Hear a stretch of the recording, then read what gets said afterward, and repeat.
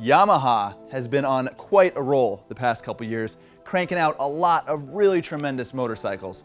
Two of our favorites, the FZ-10 and the YZF R1. And considering just how good these two bikes are, we couldn't help but wonder,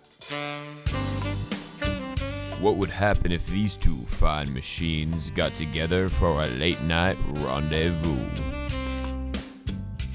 You've got the FZ-10 with that brawny, naked bike body in relaxed, easygoing riding position. Then there's the Casanova R1 with the athletic chassis and throaty crossplane growl. We can already see it. Candlelit garage, the smell of oil in the air. It's only natural to walk. Ooh, okay, all right, that just happened, sorry about that. But you know, the question remains, if you combine these two amazing motorcycles, what are you gonna get? That's a pretty funny looking, wicked sounding motorcycle you're talking about in theory. But you know what? We're all in luck because that bike is here.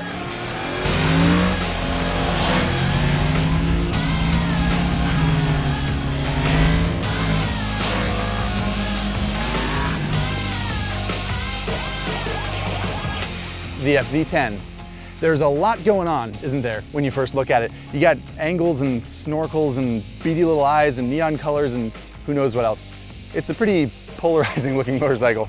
But once you get past the initial sort of noise of the aesthetics, some things become evident, right? It's an R1. But it's been kind of shaped and molded into the style of bike that we've come to know in the FZ series.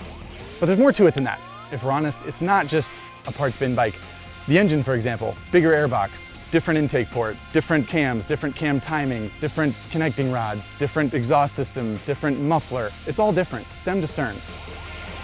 So Yamaha's taken this bike that was so successful, the R1, and they've sort of sprinkled FZ-07 and FZ-09 stuff over it. And the real question is, does it work? The short answer to that question is yes. This is Yamaha we're talking about. Of course it's good. They came out with the FZ-09 in 2014. They came out with the R1 in 2015. And this is another winner. So let's get right into it, shall we? Seating position. All new, because it's a new bike.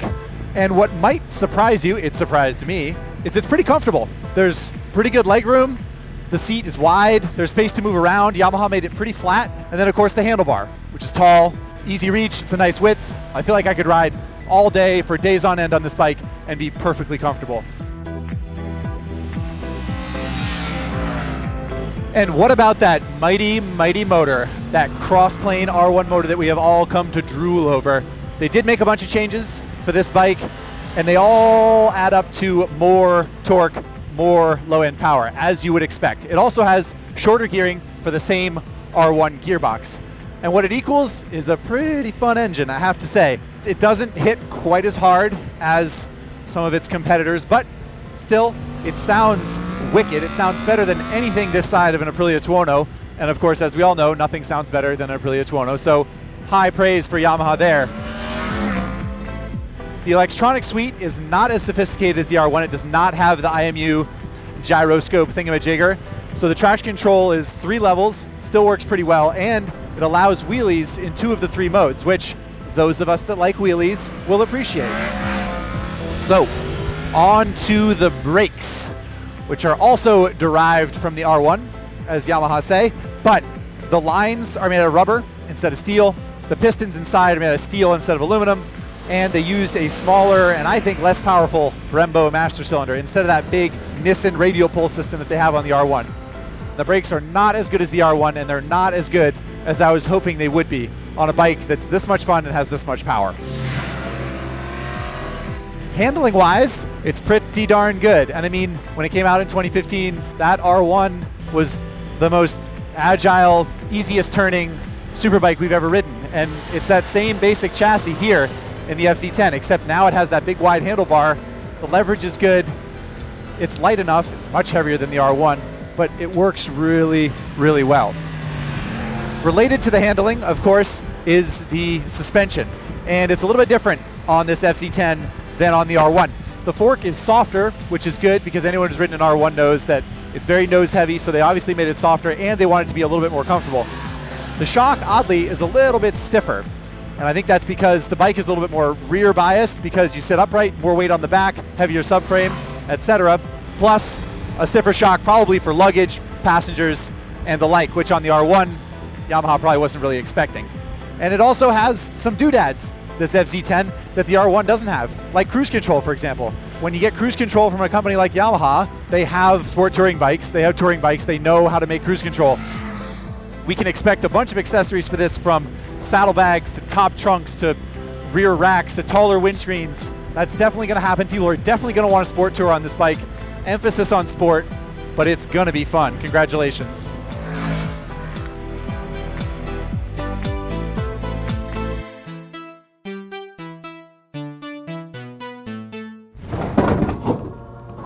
Okay, so one day at the tail of the dragon on the new FZ-10, both temperature and humidity around 99, and we have learned that yes, it was a good idea.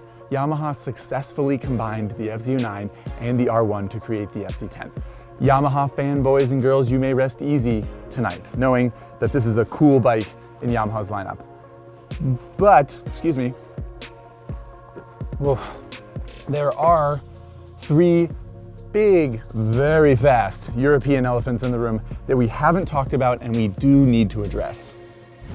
And those 3 elephants, of course, are Aprilia's 21100, BMW's S1000 Single R, and KTM's 1290 Super Duke R. What about bikes from Japan, like the Kawasaki, the Z1000, I knew you'd say Honda that. CBR 1000R, Suzuki's get the new GSX-S 1000? No. What? No, the FZ-10's better than all those bikes. Really? Yeah.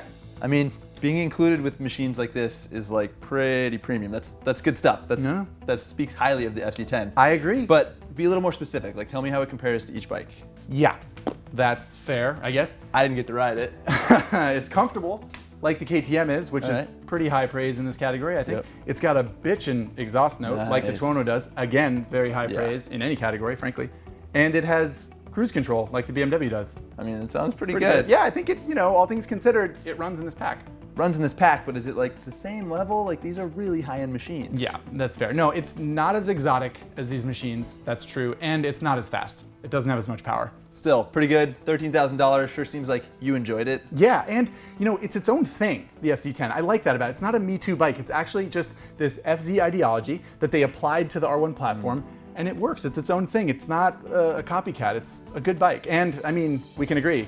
Another bike in this category, a good thing, because this is an awesome category. Yeah, well, as usual, Yamaha has done a good job building another bitchin' bike.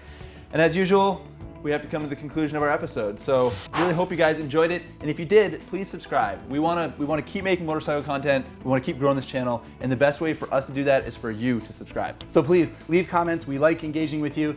And until the next On Two Wheels episode, we'll see you in the comments section. Ride safe. There's a reason I'm standing over here. It's because I like to stand next to the best motorcycles on the planet. I don't even know how you can be near a bike that has less than 90 foot-pounds of torque. Don't try and shit on this motorcycle. I understand you appreciate that, but this is a glorious machine. V4, 1,077 cc's, almost 80 foot-pounds of torque.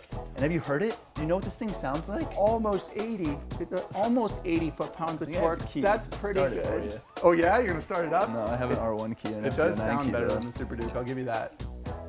And it's better on a racetrack. But come on, That one's more business at comfortable. I like clutching up wheelies at 100 miles an hour in fourth gear. It's pretty cool for that. Okay, all right.